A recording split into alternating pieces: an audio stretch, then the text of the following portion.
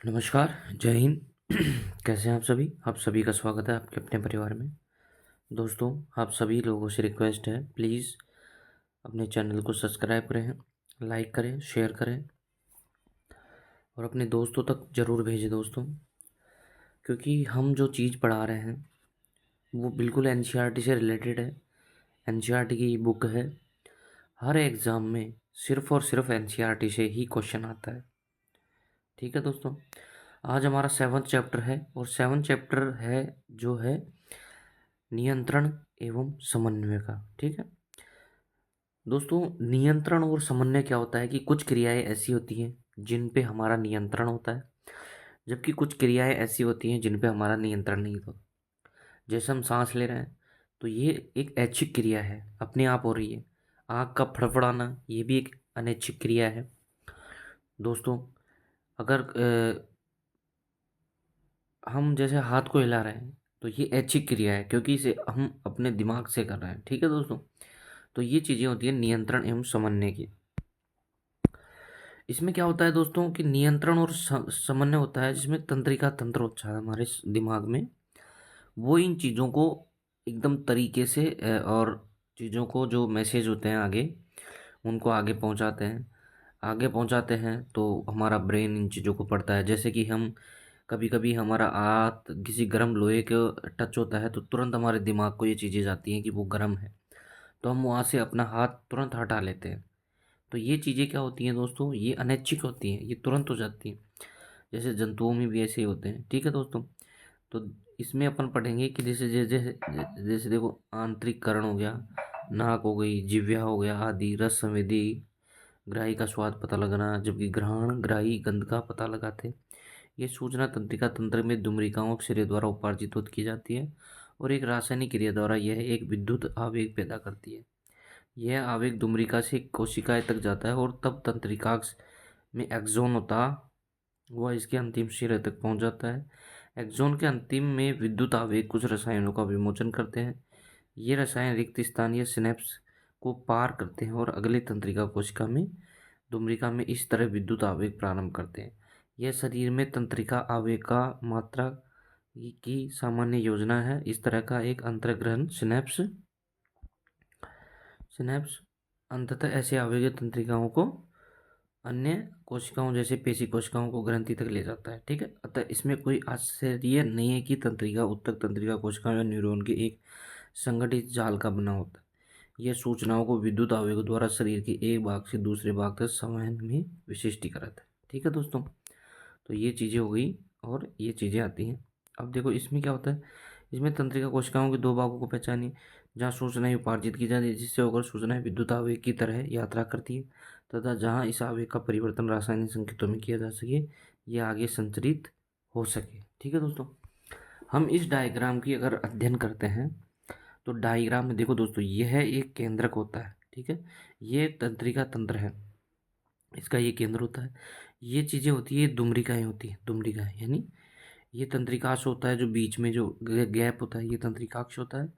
ये तंत्रिका का अंतिम सिरा होता है ये दोस्तों। ठीक है, ये तंत्रिका काय होता है, ये यहाँ भरा रहता है, तंत्रिका काय होता है। ठीक है, वो ये चीज़ें होती हैं सारी। तो यहाँ से देखेंगे अपन, तंत्रिकाक्ष हो गया, तंत्र पेशी संघीय हो गया, पेशी फाइबर कोशिकाएं हो गई, ये सारी चीज़ें अपन इस चीज़ में पढ़ रहे हैं।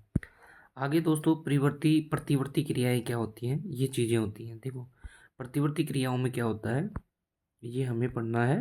पर्यावरण के किसी भी घटना की अनुक्रिया के फलस्वरूप अचानक हुई क्रिया की चर्चा करते हुए तो बहु प्रतिस्पर्धा शब्द का प्रयोग करते हैं। हम कहते हैं कि मैं प्रतिस्वरूप बस से कूद गया, मैंने प्रतिस्वरूप आगे की आग की लो से अपना हाथ पीछे खींच लिया, मैं इतना भूखा था कि प्रतिस्वरूप मेरे मुंह में पानी आ लगा। इसे क्या अभिप्राय है?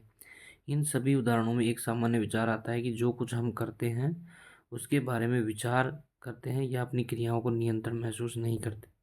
फिर भी ये स्थितियाँ जहाँ हम अपने पर्यावरण में होने वाले परिवर्तन के प्रति अनुक्रिया कर रहे हैं, इस परिस्थिति में नियंत्रण और समन्वय कैसे प्राप्त कर सकते हैं, ये सारी चीज़ें हमें दे रखी हैं। ये देखो दोस्तों, जब हम किसी गर्म चीज़ को छूते हैं तो प्रतिकृति क्रिया क्या है, प्रतिवर्ती क्रिया क्या है कि जब हम किसी गर्म चीज़ को छूते हैं, जैसे यहाँ गर्म प्रतिवर्ती चाप हुए है, यहाँ गर्म चीज़ को इसने छुआ तो ये तुरंत क्या है कि हमारे जो है, यहाँ से जो संकेत सीधा ब्रेन में पहुँचता है। कहाँ पे पहुँचता है? ब्रेन में पहुँचता है। तो ब्रेन में पहुँचने के बाद सीधा हमें ये चीज़ें मालूम पड़ती हैं, ठीक है।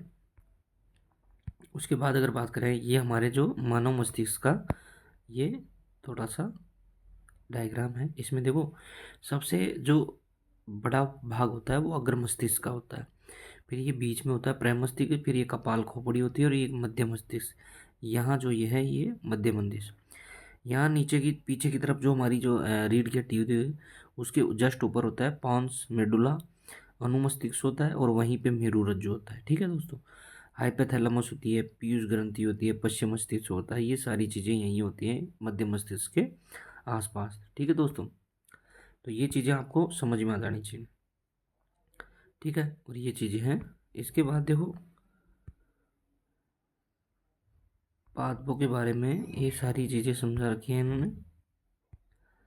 पादपों में इसी तरह का समन्वय होता है, उद्दीपन वृद्धि के कारण होती है कि देखो पत्तियां कभी भी जो ग्रोथ करती हैं, और पत्तियों में जो क्रियाएं होती है, जो छुई मुई का पत्ता होता है, छुई मुई का पत्ता क्या होता है कि जब जैसे ही अपन उसको टच करते हैं तो वो क्या है कि मुरझा जाता है, ठीक है। वृद्धि से संबंधित है।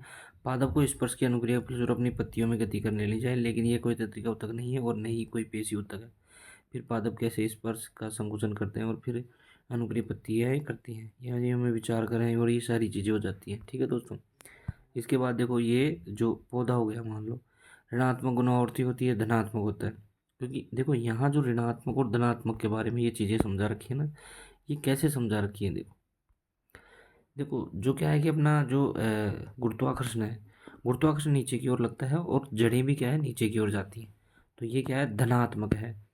जबकि जो तना होता है वो ऊपर की ओर जाता है, तो वो क्या होता है ऋणात्मक होता है। किसके लिए ऋणात्मक होता है? गुरुत्वाकर्षण के लिए ऋणात्मक होता है, ठीक है दोस्तों। ये सारी चीज़ें दे रखी हैं अपन को। हाँ, अब जंतुओं में जो हार्मोन होते हैं वो भी उनका भी काफ़ी बड़ा रोल रहता है, और वो कैसा होता है, यहाँ अपन देखें तो यहाँ देखो हार्मोन अंतःस्रावी ग्रंथि का वृद्धि हार्मोन हो गया, जिसमें पीयूष ग्रंथि, पिट्यूटरी ग्रंथि और थायराइड ग्रंथि, यहाँ सभी अंगों में वृद्धि को प्रेरित करता है। थायराइड ग्रंथि शरीर की वृद्धि के लिए उपचार से नियमन करता है। इंसुलिन क्या करता है? रक्त में शर्करा का स्तर का नियमन करता है। टेस्टोस्टेरोन क्या करता है? वर्षण और अंडाशय अंडाशय मादा लैंगिक अंगों का विकास व मासिक चक्र का नियमन करता है। एड्रेनलिन क्या होता है? एड्रेनलिन ग्रंथि होती है, पिट्यूटरी ग्रंथि से हार्मोन के स्राव को प्रेरित करता है। ये मोचक हार्मोन होता है, ठीक है दोस्तों। तो ये सारी चीज़ें अपन यहाँ देखते हैं। ये इनके क्वेश्चन है, आप इसको प्रॉपर तरीके से लगाइए। आज अपनी क्लास जो छोटी हुई है, लेकिन दोस्तों प्लीज़ रिक्वेस्ट है आपसे कि इस क्लास को शेयर करें और चैनल को सब्सक्राइब करें, ठीक है दोस्तों। जय हिंद।